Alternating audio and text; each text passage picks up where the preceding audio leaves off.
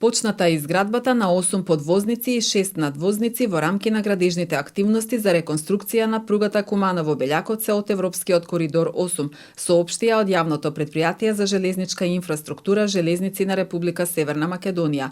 Во периодов се довршуваат започнатите работи на 5 надвозници, 2 подвозника, 2 пропусти и мостот на река Пчиња.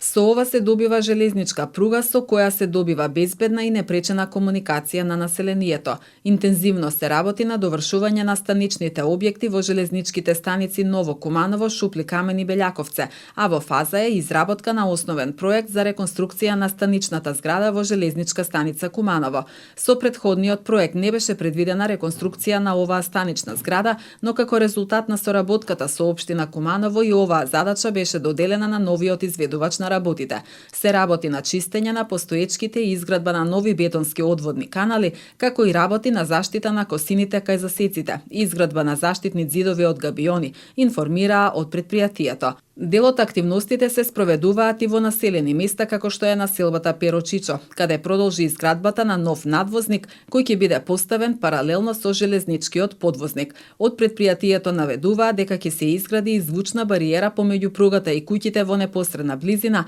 со што појаснуваат ќе се подобри квалитетот на животот на жителите.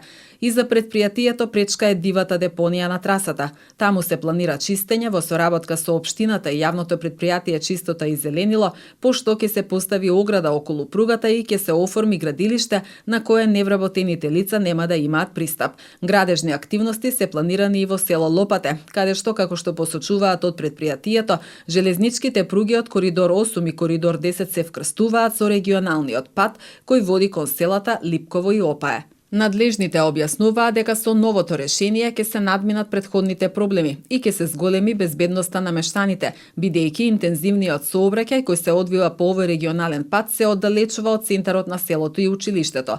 Стручните одржале средби со населението од Лопате, на која ги информирале за новото решение. За изградба на надвозникот во населбата Перочичо организиран е посебен сообраќаен режим кој овозможува безбеден сообраќај и непречена работна активност на објектот. Покрај изградбата на трите станици Ново Куманово, Шупли камен и Белјаковце во Кумановско, предвидена е изградба на 6 стојалишта: Лопате, Перочичо, Проевце, Доброшане, Клечовце до Везенце, кои ќе овозможат брза и сигурна комуникација.